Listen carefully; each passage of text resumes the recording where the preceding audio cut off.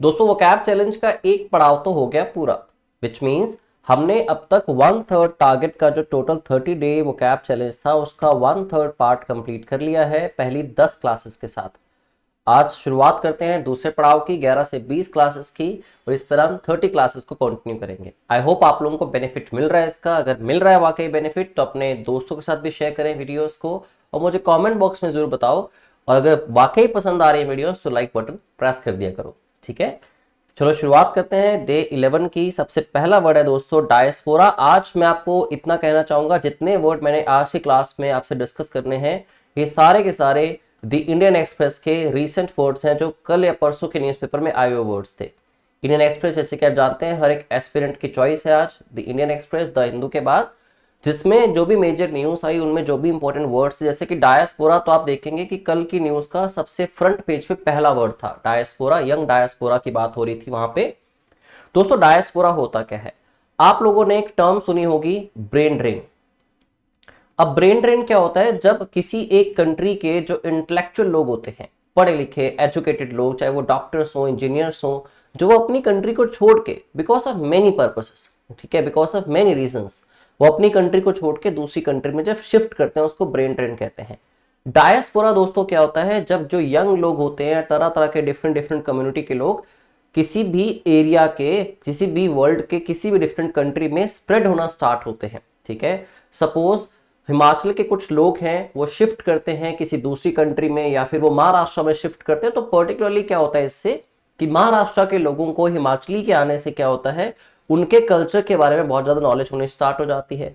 ऐसे मान लीजिए हिमाचल के अलावा पंजाब के लोग हैं, हरियाणा के लोग हैं, महाराष्ट्र के लोग हैं, साउथ इंडिया के लोग हैं, ये जब बाकी बाकी कंट्रीज में जाके फैलेंगे तो ऑब्वियसली इससे बेनिफिट क्या होगा, कल्चरल एक्टिविटीज जो हमारे हर रीजन की हैं वो जाके स्प्रेड होती हैं। तो पर्टिकुलरली जो हमारे लोग हैं उनका स्प्रेड होना हर कंट्री के डिफरेंट डिफरेंट पार्ट के अंदर, उसको डायस्पोरा कहा जाता है, ठीक है।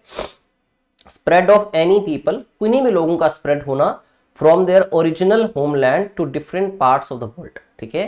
That term is called diaspora, ठीक है। एक नाउन है, जैसे ब्रेन ड्रेन भी एक नाउन ही था, एक टर्म थी, उसका नाम था। सिनोनिम्स देखें दोस्तों तो बेसिक वर्ड बनता है माइग्रेशन या फिर डिस्पर्शन, जैसे कि डिस्पर्स कर देना, फैला देना लोगों को, ठीक है। जैसे आर्मी को, ट्रूप्स को डिस्पर्स किया जाता है, पुलिस को डिस्पर्स किया जाता है, मतलब तैनात किया जाता है, फैलाया जाता है किसी भी तरह की सिचुएशन को कंट्रोल करने के लिए, ठीक है। ऐसे ही एक्साइल, ये इसके तीनों सिनोनिम्स हैं, डिस्पर्शन, एक्साइल एंड माइग्रेशन, किसके, डायस्पोरा के।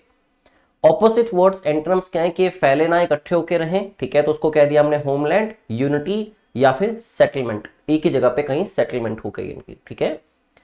द इंडियन डायस्पोरा, अगर इंडियन डायस्पोरा की बात करें तो it plays a crucial role in promoting Indian culture worldwide, ठीक है। तो इंडियन डायस्पोरा बहुत ज्यादा इंपॉर्टेंट है, वाइटर रोल प्ले करता है इंडिया के कल्चर को वर्ल्ड वाइड प्रमोट करने में, ठीक है, क्योंकि कोई भी पर्सन कहीं भी जाएगा तो बाकी को अपने कल्चर के बारे में तो डेफिनेटली बताएगा, आज नहीं तो कल, राइट। चलिए दूसरा वर्ड करते हैं। द सेकेंड वर्ड इज दोस्तों रैटल, जिसका मतलब क्या होता है, रैटल एक वर्ब है जिसका मतलब है to cause someone to feel nervous, worried और अनसेटल्ड, मतलब बेसिकली किसी को हिला के रख देना। कई बार बहुत ही ट्रेजेडिक न्यूज आती है, जैसे कि अभी एक वायरस की न्यूज आ रही है, जिस तरह से पहले कोविड की न्यूज आई थी, तो वायरस की न्यूज जो कि अभी थोड़ा बहुत स्प्रेड हो रहा है, ठीक है। इस वायरस की न्यूज को चलते अगर मान लो सरकार कह दे कि जी लॉकडाउन होने के चांसेस हैं, जो खुदा करे कभी ना हो इस बार, तो ये न्यूज लोगों को एक बार हिला के रख देगी, मतलब लोगों को रेटल कर देगी, ठीक है। जिसका मतलब आपने पढ़ा, कोज समवन टू फील नर्वस, लोग नर्वस फील करना शुरू कर दे, उसको ऐसा बना देना आपने, या उसको चिंता में डाल देना, या उसको अनसेटल्ड कर देना, ठीक है। जैसे कि क्लैटर करना, शेक करना, एजिटेट करना, या फिर किसी को डिस्टर्ब कर देना, ठीक है। तो ये सारी वर्ब्स हैं। क्लैटर करना, लोगों को शेक कर देना, मतलब बेसिकली किसी को हिला देना कि वो जिस शांति की सिचुएशन में बैठा है उसका दिमाग डिस्टर्ब हो जाए, ठीक है, वो चिंतित हो जाए। एजिटेट कर दिया उसको या फिर उसको डिस्टर्ब कर दिया उसकी मेंटल पीस को, राइट। ऑपोजिट वर्ड्स क्या होंगे, किसी को आपने शांत किया है, सूद करना मतलब किसी को शांत करना, रिलीव करना, काम करना उसको, जिसके लिए आप वर्ड मिटिगेट भी पढ़ते आए हैं पीछे। ऐसे ही पैसिफाई करना किसी को दोस्तों, पैसिफाई या सेटल, पैसिफाई वर्ब होती है मतलब किसी को शांत करना। अगर हम वर्ड डिस्कस करते हैं पैसिफिक को, ठीक है, तो पैसिफिक एक एडजेक्टिव होता है, मतलब जहां पे बहुत शांति हो, पीसफुल, जिसके लिए हमने सिनोनिम भी किया था सीरीन, ठीक है, या tranquil. Earthquake struck the foothills of the Himalayas, ये भी दोस्तों न्यूज ही आपके सामने मैं रख रहा हूं, ठीक है, जो न्यूज़पेपर के अंदर वर्ड भी यूज किया गया और साथ ही साथ न्यूज भी आई थी। तो अर्थक्वेक ने स्ट्राइक किया, स्ट्राइक की सेकंड फॉर्म स्ट्रक हो गई, the foothills of Himalayas which rattled Nepal and Bhutan, जिसने हिला के रख दिया, शेक कर दिया नेपाल और भूटान को, मतलब वहां के लोग चिंता में पड़ गए, या अर्थक्वेक के चलते सिटीज या प्लेसेस जो थे वो शेक हो गए, ठीक है। किसी की बात से आप रटल हो सकते हैं मेंटली, या फिर किसी ने आपको पकड़ के हिला दिया, रटल कर दिया, मतलब आपको फिजिकली भी शेक कर दिया, ठीक है। तो नेपाल और भूटान में इसका काफी इंपैक्ट देखा गया। फ्रीक्वेंसी 6.8 बताई जा रही है इस अर्थक्वेक की। दोस्तों अगला वर्ड है रेबल राउजिंग। अब रेबल राउजिंग वर्ड, एक तो इसको आप एज एन एडजेक्टिव यूज कर सकते हो, ठीक है, जो पर्सन रेबल राउजिंग होता है, या किसी पर्सन की स्टेटमेंट रेबल राउजिंग हो सकती है, ये भी वर्ड यूज किया गया न्यूज़पेपर के अंदर ही। इसको आप एज अ वर्ब भी यूज कर सकते हो। मीनिंग क्या है? डिस्क्राइबिंग स्पीच और एक्शंस, एक ऐसी स्पीच जो डिस्क्राइब करती है एक स्पीच या एक्शंस है इंटेंडेड, जिसका मेन मोटिव क्या था? टू प्रोवोक अ क्राउड, ठीक है। तो अगर आप इसको वर्ब की तरह यूज करते हैं, रेबल राउजिंग करने को कहते हैं प्रोवोक करना, मींस प्रोवोकिंग। तो किसी को भड़काना, स्पेशली किस मैनर में? Usually in a politically charged और डिसरप्टिव मैनर। डिसरप्टिव क्या होता है? जिसमें लोग शेक हो जाते हैं। डिसरप्टिव मतलब डिस्टर्बिंग मैनर, ठीक है। तो पॉलिटिकली चार्ज्ड या फिर डिसरप्टिव मैनर में किसी को भी प्रोवोक करना, भड़काना, जैसे कि कोई ऑपोजिट जो पार्टीज होती हैं, ऑपोजिशंस होती हैं, वो लोगों को मेन मुद्दे पे बता के, जैसे कि जीएसटी की बात करें, अगर हम जीएसटी पे आज लोकसभा के अंदर, पार्लियामेंट के अंदर बहुत सारे लोग उठ उठ के अपनी जो बताना चाह रहे हैं अपने व्यू पॉइंट जो है, जिससे कि लोग जागरूक होते हैं और वो एकदम भड़क उठते हैं कि वाकई में चीज रियलाइज नहीं हो रही थी, ठीक है। तो जीएसटी पे बात कर लें, चाहे आज की इन्फ्लेशन पे बात करें, तो रेबल राउजिंग स्पीच देते हैं लोग, ठीक है। ये वर्ड किसके लिए यूज किया गया हम पढ़ेंगे। अगर जेन मारी लिन was known as rebel rousing leader, उनको एक रेबल राउजिंग लीडर कहा जाता था, ठीक है। और फ्रेंच, जो फ्रेंच के थे, उनके ऊपर न्यूज आई कि वो उनकी डेथ हो जाती है, आई थिंक 7 जनवरी को डेथ हुई, डाइज एट 96, वो 96 ईयर्स ओल्ड की एज में मर चुके हैं अब फाइनली।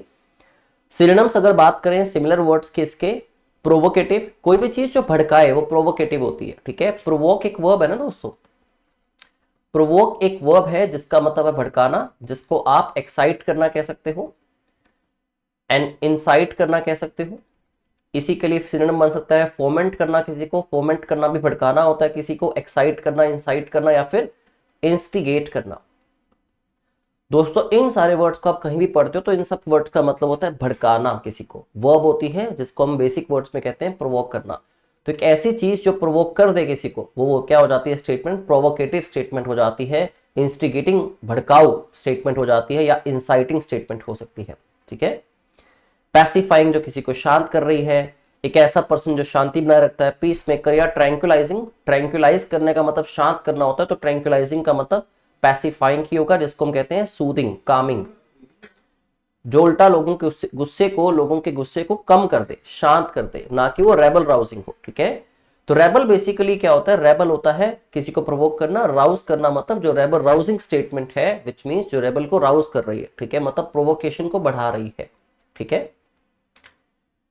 अगला वर्ड दोस्तों स्क्रूटनी, काफी बार न्यूज़पेपर के अंदर यूज किया जाता है, इवन आपके एग्जाम्स के लिए इंपॉर्टेंट है। देखो इसके लिए एक सिनोनिम डायरेक्ट बनता है इन्वेस्टिगेशन। इन्वेस्टिगेशन का तो सबको पता ही है मीनिंग, जिसको हम कहते हैं छानबीन करना किसी की। ऐसे न्यूज़पेपर में द हिंदू में अक्सर वर्ड यूज किया जाता था कॉन्टेक्चुअलाइज। तो कॉन्टेक्चुअलाइज का मतलब भी क्या होता है? इन्वेस्टिगेट करना, मतलब छानबीन करना, किसी चीज की तह तक जाना, उसको कहते हैं इन्वेस्टिगेट करना।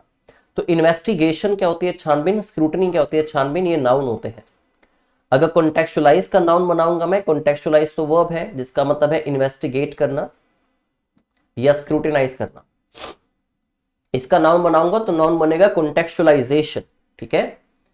The act of carefully examining, तो केयरफुली एग्जामिन करने के एक्ट को, एक्ट मतलब नाम हुआ, मतलब नाउन हुआ स्क्रूटनी, और इंस्पेक्ट करने को something in detail, to assess its nature, मतलब इसके नेचर को असेस करना, मतलब उसका अनुमान लगाना, उसको एनालाइज करना, ठीक है, नेचर या कंडीशन या फिर उसकी क्वालिटी को। तो बेसिकली किसी चीज की तह तक जाना, उसकी छानबीन करना, उसको अच्छे से एग्जामिन करना। तो एग्जामिनेशन क्या हो गया? इसका नाउन में सिनोनिम हो गया। एग्जामिनेशन, इंस्पेक्शन, एनालिसिस या फिर प्रॉप। प्रॉप भी काफी इंपॉर्टेंट वर्ड है। प्रॉप का मतलब दोस्तों एग्जामिनेशन या इन्वेस्टिगेशन ही होता है, या इंस्पेक्शन हो सकता है, ठीक है, छानबीन बेसिकली।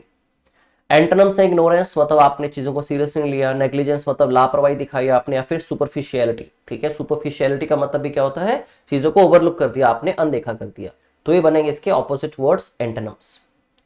तो scientific theories must withstand rigorous scrutiny before they are accepted.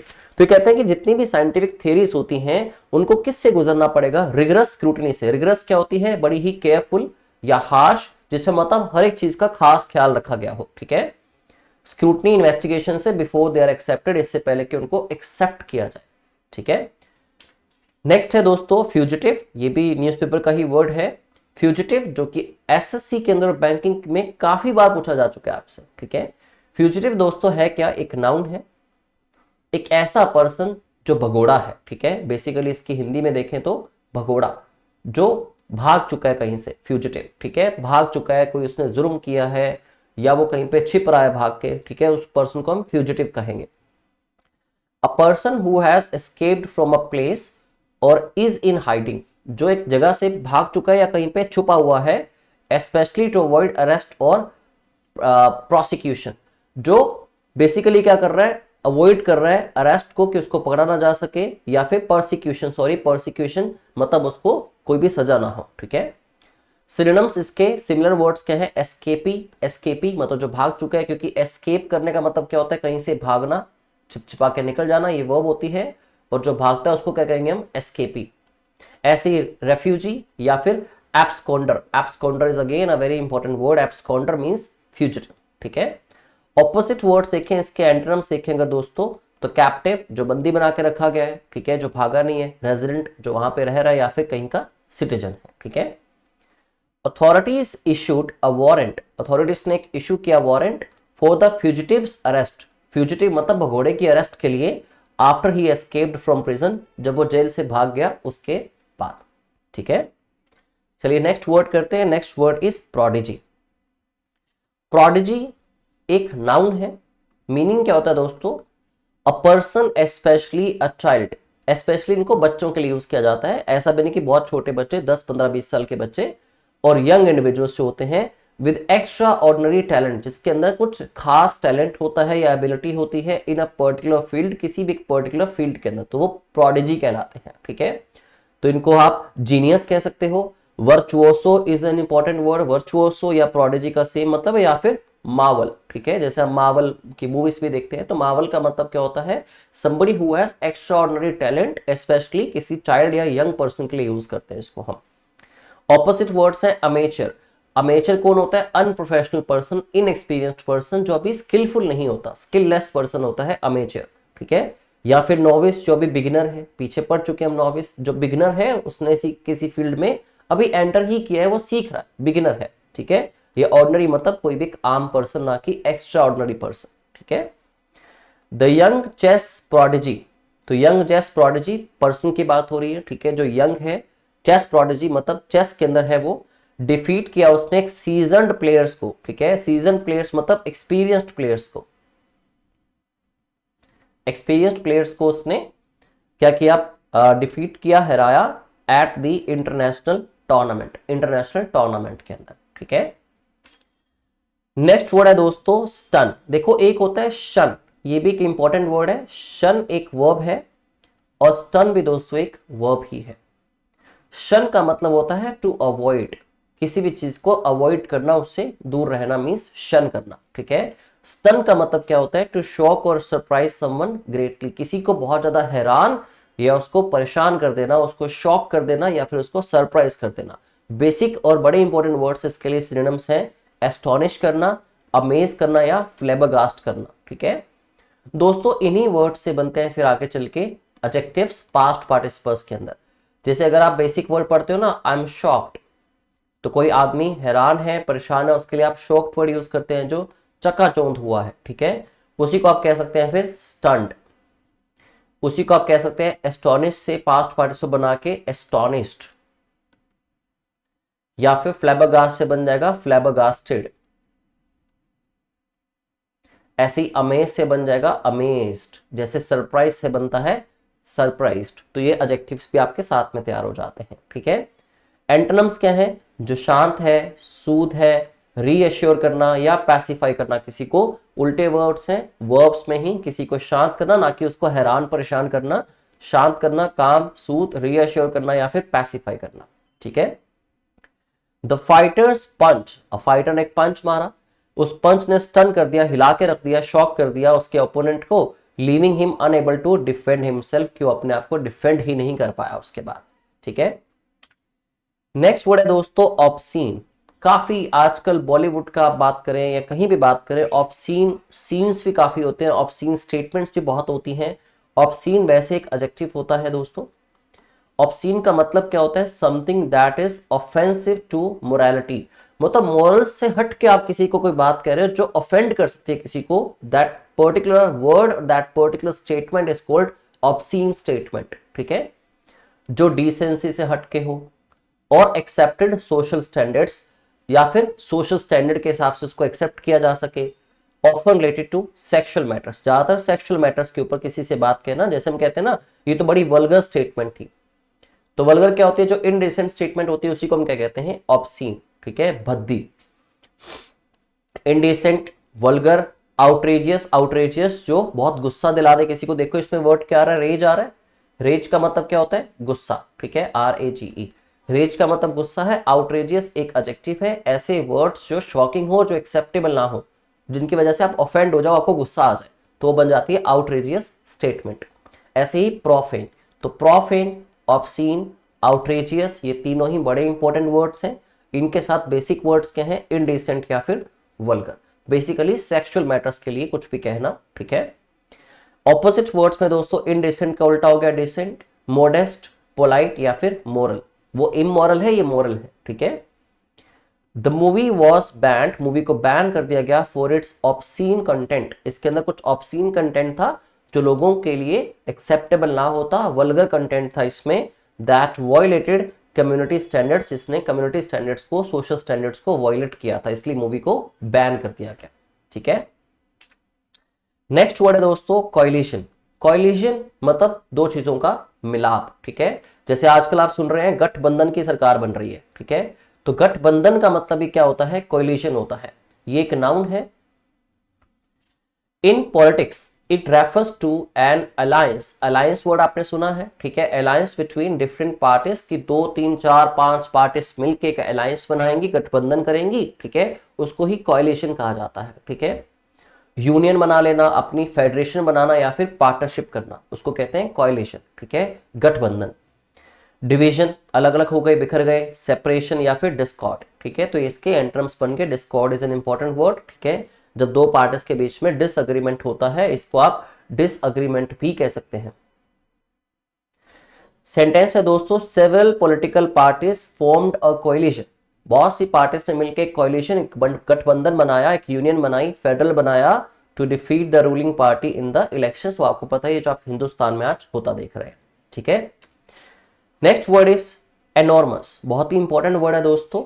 Enormous एक एडजेक्टिव होता है। एनॉर्मस कोई भी ऐसी चीज जिसकी इंपॉर्टेंस, सिग्निफिकेंस बहुत ही ज्यादा हो, या फिर कोई भी चीज जो साइज में बहुत बड़ी हो, क्वांटिटी में बहुत ज्यादा हो, ठीक है। Refers to something that is extraordinarily big in size, जो एक्स्ट्रा ऑर्डिनरली साइज पे बहुत बड़ी है, मतलब बिल्कुल खास तौर पे बहुत बड़ी है, या अमाउंट में बहुत ज्यादा है, या डिग्री में बहुत ज्यादा है। जिसके लिए बेसिक वर्ड्स और इंपॉर्टेंट वर्ड्स हैं इमेंस, मैसिव, ट्रिमेंडस, इसको आप ह्यूज कह सकते हो, इसका सिनोनिम आप टाइटैनिक लिख सकते हो, इसको आप जायंट कह सकते हो, या जिगेंटिक कह सकते हो। ये भी इसके इंपॉर्टेंट सिनोनिम्स हैं। ट्रिमेंडस मतलब बहुत बड़ा, साइज में बहुत बड़ा होना, इंपॉर्टेंस में बहुत बड़ा होना, या डिग्री में बहुत बड़ा होना, ठीक है। मैसिव, इमेंस, जैसे मैं कहता हूं कि ये तो एक मैसिव कैटास्ट्रोफी थी, मतलब बहुत ही बड़ी कैटास्ट्रोफी थी, बहुत बड़ी एक आपदा या ट्रेजेडी थी, ठीक है। टाइनी मतलब बहुत ही छोटी, जिसको ट्रिवियल भी कहते हैं हम लोग, जिसकी इंपॉर्टेंस बहुत ही कम हो, साइज में बहुत कम हो कोई। इनसिग्निफिकेंट, उतना इंपॉर्टेंट नहीं है, या फिर माइनर इश्यूज हैं ये तो, ठीक है, बहुत छोटी मोटी चीजें हैं। The company made an enormous profit, company को एक ह्यूज प्रॉफिट हुआ this year due to the success of its new product. अपने नए प्रोडक्ट की सक्सेस की वजह से। दोस्तों आई होप आपको सारे वर्ड्स आज के भी क्लियर हैं, पिछले वर्ड्स भी सारे क्लियर हैं और आप बहुत अच्छे से इनको स्टडी करते करते रिवाइज भी कर रहे हैं। ठीक है, करते रहिए। वीडियो अच्छी लगी हो तो लाइक बटन प्रेस कर दें और लोगों के साथ शेयर भी करें। Thank you very much, see you in the next video.